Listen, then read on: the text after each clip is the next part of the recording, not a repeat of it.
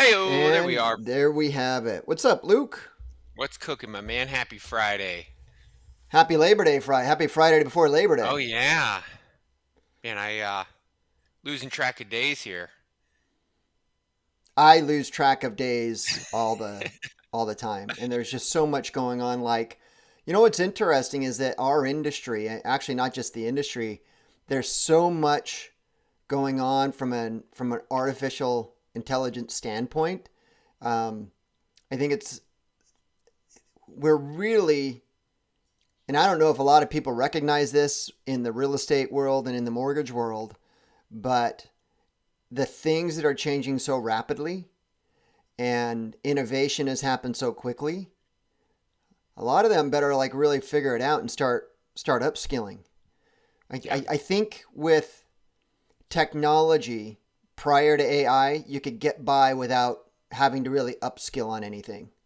You could just continue to go through, but I don't know, with the advancements, with the way that artificial intelligence,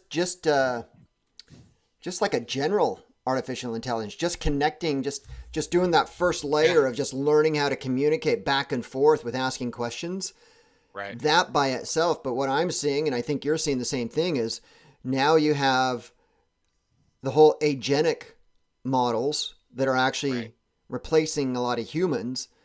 In addition to that, you have a lot of automation. Like you can pretty much step out like 80%. You can get 80% of your time back just by utilizing AI. I think that's Yeah. pretty freaking amazing. Yeah, it's been previously I would say even just at the beginning of this year, I had a much further timeline on how much time the majority of the industry had to figure things out, and that timeline's collapsed No. significantly, and I would not be surprised genuinely within the next 3 to 5 years that another 50% of the um agents and lenders are pushed to the side. Yeah.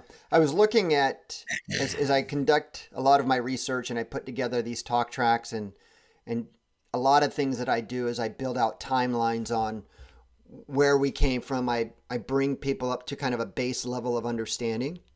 Yeah. So ChatGPT debuted their first model where anyways, the very first model when it went public was Hmm. November 30th, 2 years ago. So it was like Yep. 2022 Yep. in November. And I know that you were one of the first people on the list. And I think you got me to adopt it maybe a few weeks after you did. So that put Yeah. us into like what, December, maybe January of Yeah. December 2022 to January. And even at that time, what we were using it for to create, given an idea, and it just created like content. That by itself just gave so much time resources back. But now you actually add it into, now they're on Model 5. Yeah. I think the O stands for Omni. Yeah, 5 Omni or something like that. But Interesting. Yeah, I remember that just clear as day. Like it was like November.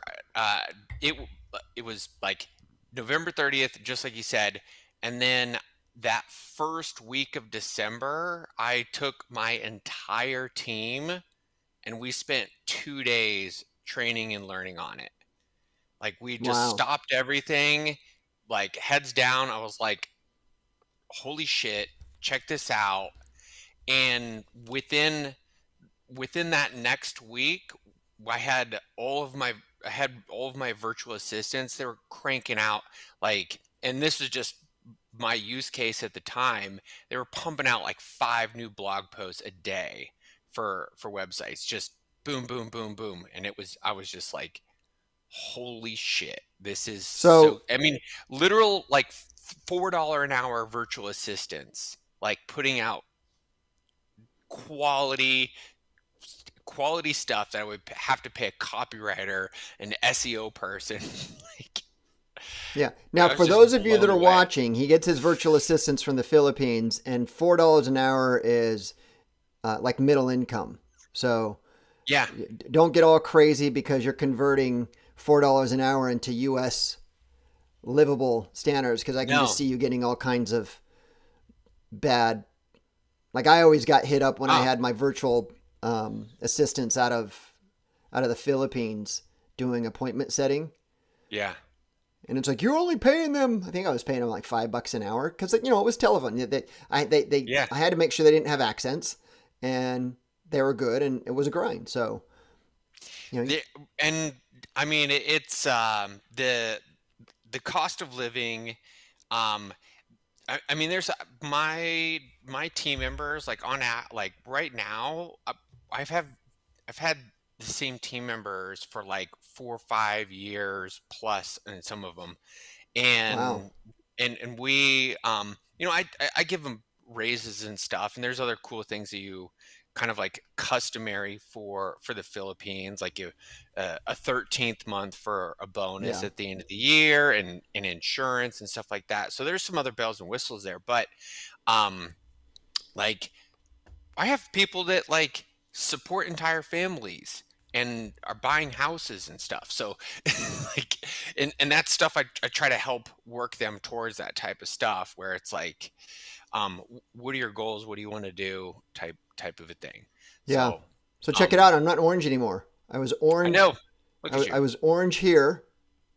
Wait. No, I was orange here, and You then removed your I, Trump I, I filter. just had to adjust the warmth of that.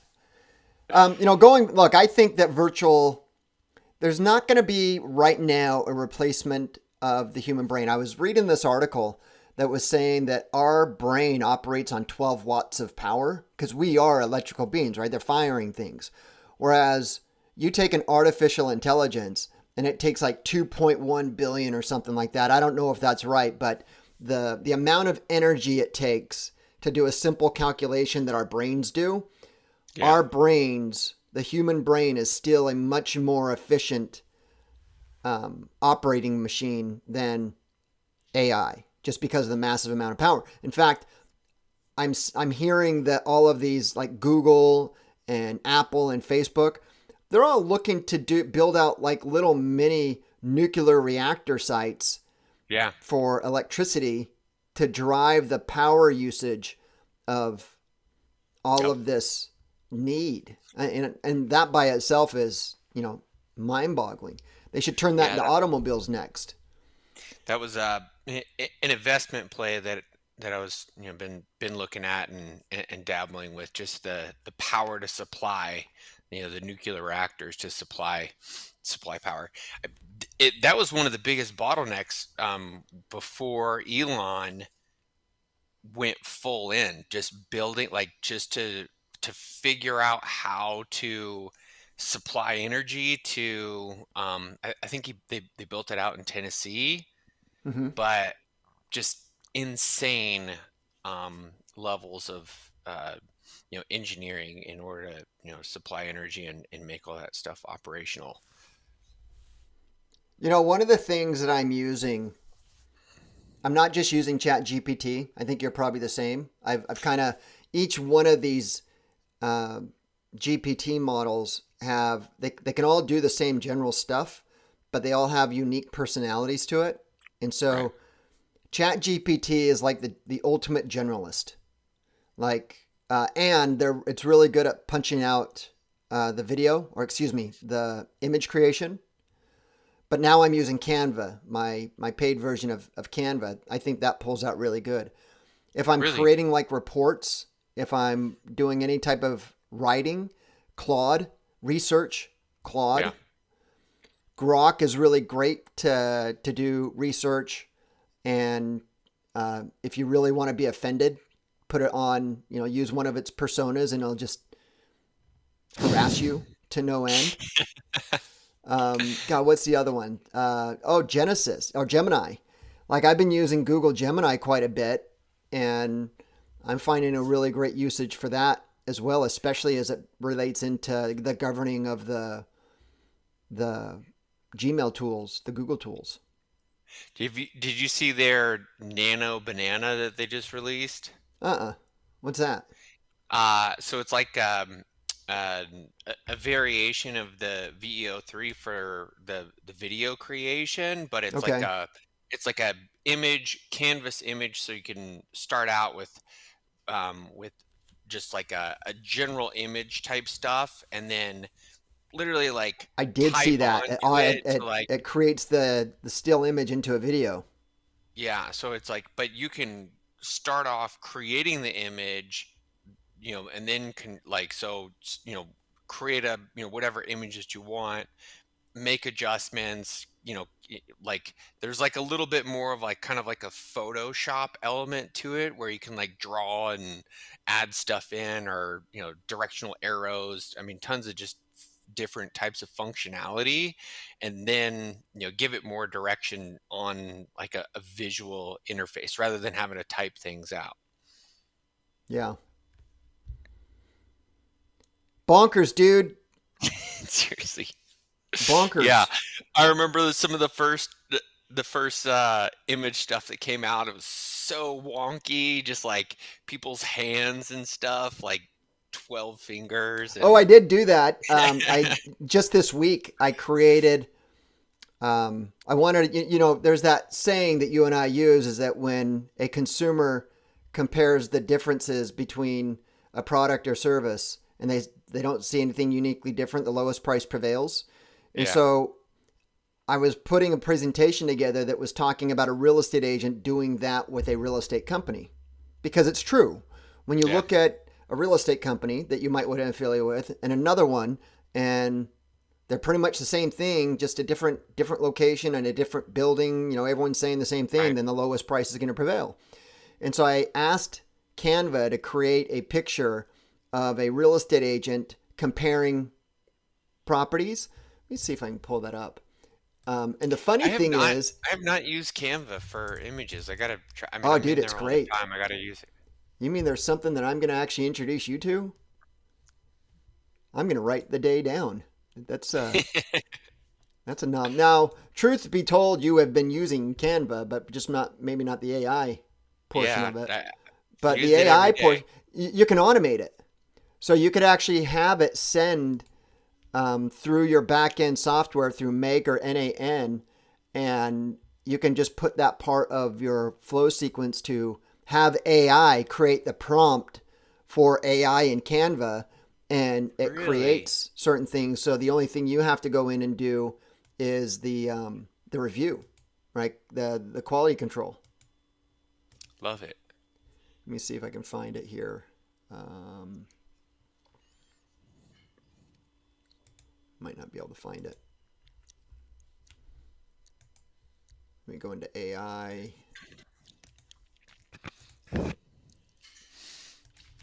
Well, you gave me something to look at and test out and try.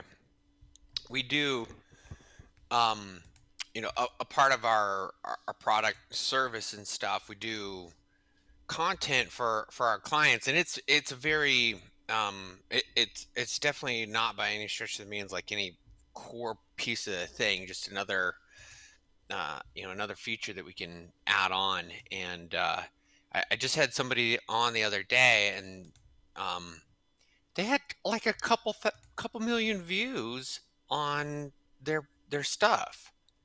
And I was like, I was like, wait, that's from the stuff that was plugged into your account that just automatically got sent out on autopilot. Um, and I was like pleasantly surprised with that. I'm gonna have to look into this more because our I think there's going to be a window of opportunity like right now that you're going to be able to get away with really using a lot of these different just AI generated content creation. But yeah, as more and more people adopt it, taking away the whole uniqueness of it, we've already talked about the fact that social media companies, Google, Facebook, all of them are penalizing the yeah, blatantly known AI generated content. And it's prioritizing things that they deem as unique human created right, content. So I think there's a lag there. I think there's a latency there. I don't think they're able to keep up with it just yet. So I think there's an opportunity to build out workflows to do that and just get ahead of the curve. And I think those who actually capitalize it are going to get so far ahead that if and when it does come and that latency does come down and they do catch up, that it's going to take, this is going to give them such a boost in front of anything else that who cares? It'll actually Yeah. be better for them because anyone else is going to try and do the whole AI strategy and it's not going to work and they're already going to have the lead. Right. I don't know. I could be wrong there. I could be totally off base there, but that's kind of how. Well, there will be a new trend fad. you know, where there's always a moving target, and Always. Yeah, I can't find it. But anyways, you can't find your Canva. I found the Canva. I just can't find the designs. I have two accounts. I have a corporate account, an enterprise account, and then I have my pro account. And I looked in both of them, and like, I don't think that Canva has ever really been all that user friendly. It's more user friendly than say Photoshop, but it's not exactly to go and just find around for things. At least for me, it's not exactly the easiest way to go through. I always find myself having to click through a lot of different things and just trying to find Yeah, things. it's got I mean, mine, I just have the. Are you talking about just going straight to the Canva AI that's on the sidebar? Well, I'm just trying to find the ones that I had already created, Okay.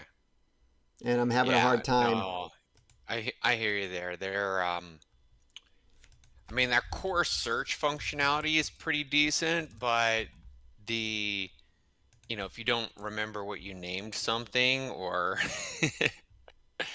it, you can get easily Okay, I found lost it. there. Let me go into my shared screen. That's not it. That was the wrong shared screen. Now you got the wrong Oh, background. that's the wrong one too. So let me just drag and drop that over to the correct side. I think this is going to be the right one.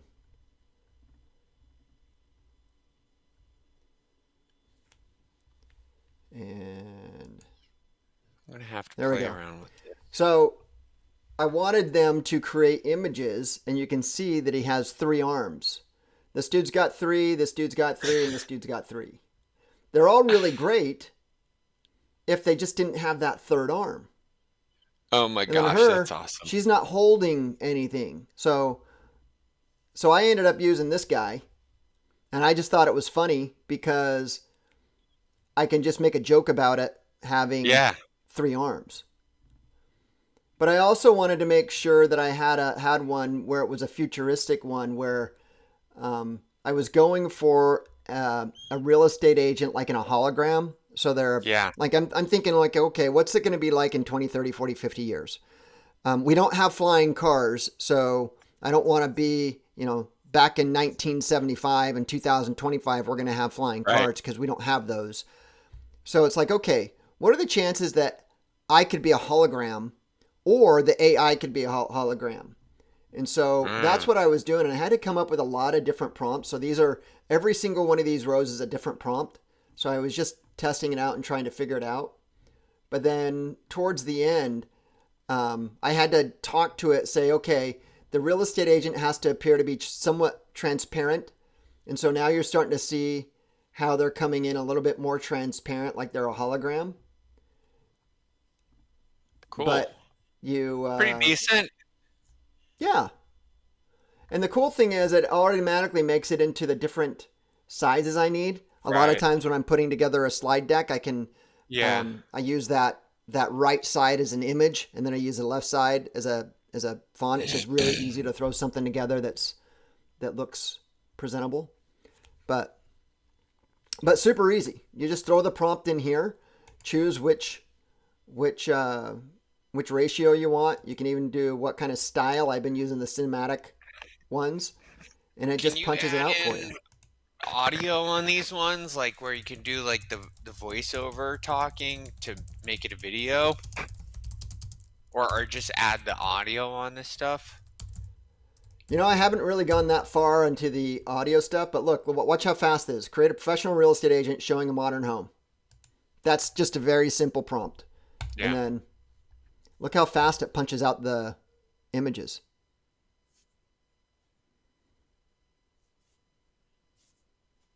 Nice. Like lightning fast compared to any of the GPT Yeah. models. That's solid, man.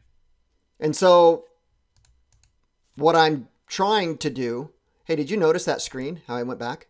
See how I have Woo. motion? Yeah. That's an upgrade. Uh, He's got motion. yeah. But I believe that now you can actually start building into the workflow. Say like this video, this show that we're doing, we should be able to take the raw files, just go drop it into a folder. That'll be a trigger. And then on the back end, we can build out the sequences, get it transcribed, have AI review it, have AI now make the decision to go and get the thumbnail created based on its own prompt with AI. And so all of that back end work can come to the human to decide this, this, and this, and you Right. just get it done. Now I'm not done that. I'm not done. I'm still working on that. I'm still working out the process. I'm stuck on sending our videos to, and I'm not stuck because I'm stuck because I can't figure it out. I'm stuck because, and I hate using this term, I'm trying to change it. I'm stuck because my limited bandwidth. So or should I say my time capacity. So I'm reaching my level, and it's not that I don't have more time in the day. It's that I go brain dead in a certain period that Right. all I do is just end up looking at the screen. Yeah. You ever have those days where you're looking at the screen Oh, like, for okay, sure. what am I doing here? Like, okay. Yeah, I promptly get myself into some sort of movement when I get to that point. Get up, go for a walk. You have to. Oh, speaking That's of it. which, my day is, I think I'm 415 days today that I hit Good today. gosh, man. Just crushing it. Today was a 5 mile zone 2 run. So that kind of gives you, because you've been there, you've known me for a long time, and you've been there from the beginning. And for me to come to you and said that I just took off and ran zone 2, I have to run and I have to walk to bring the heart rate down, and then when it Yeah. goes down, I run back up. So it's not a full on 5 mile Yeah. run. And I want to stay in zone 2 just because that's optimal for fat burning. And I'm Yeah. still trying to continue to lean down. But to take off, and it took me, I averaged like a 13-minute mile for the 5 miles, run, walk, run, walk, run, walk. Yeah. Um, it's pretty cool. It's pretty That's cool. awesome, man. What's your cadence there? Like 3 minutes on, 2 minutes off? No, I wear a heart rate monitor. So I started with my Yeah. watch, and I did that for like the first probably actually first 8 months. And then I have the Series 6 watch. Okay. And instead of, I was going to upgrade the watch, but then I came across an article talking about the heart rate monitors that go on your chest and how Hmm. accurate they are. And I remembered that I had one from Orange Theory Fitness sitting in my drawer. And so I grabbed Nice. that and it works. And so now I wear a heart rate monitor, and it's much more accurate than the watch. And it's almost more real time too. So Cool. you'll like hit your, on your watch, you'll hit your either above your heart rate zone or below your heart rate zone like quite a bit of time after you did it. So Mm. I actually have it set to where as I enter, it lets me know when I entered zone 1, and it lets me know, or excuse me, zone 2, and it lets me know when I've exceeded it. So when I exceed it and go into zone Okay. 3, I start walking, and then I just wait until I get down to out of zone 2, and then I start Yeah. running. So Love. um, to answer your question, when I first start out in my workout, it takes me a long time to get to the bottom of zone 3. Yeah. And then I recover so fast that it only takes me like 40 seconds to get back into zone 1. But once I hit that halfway mark, it's like my whole heart rate changes. Now it takes me very little run time to get my heart rate up, and it takes a while to recovery, which makes sense. Yeah. The longer you go, the more fatigued your system becomes. But my runs, they always end with a mile run. So I don't stay in zone 2. Once I get a mile and a half from getting back home, I start running and I go for a mile. And I'm typically running a mile in an 8:13 pace.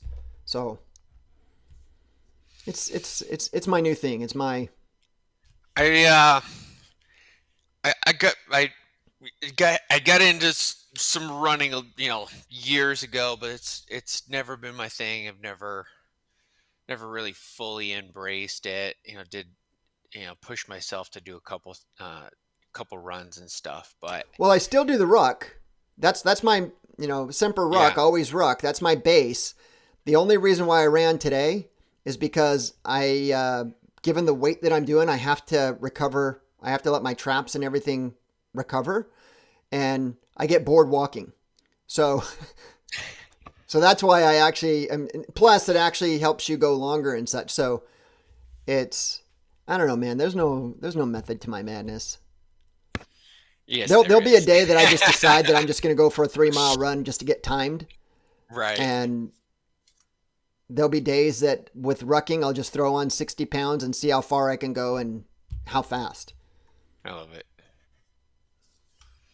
So, Love it. um, gosh, we're at time. One of the things that I want to talk to you about, which I'm going to share for next Friday, and I'm going to write it down. I want to go through, if it's okay with you, and go through all the automations that you're not automations, but how you're using AI in the back end to drive your automations. Yeah. Like kind of going in line with my workflow on trying to figure out how to take our raw video and just drop it in a file and let AI power 80% of the activities so that we Yeah. only have to do the decision making. So I'd like to, that kind of struck me on, that's where I'm at right now, is I'm trying to figure out how I can automate AI to do a Well, lot of the stuff that let's I don't take the need to do. time and workshop the setup. Why not? Okay. Yeah. Let's do it. Next Friday. Cool. Yeah. All right, brother.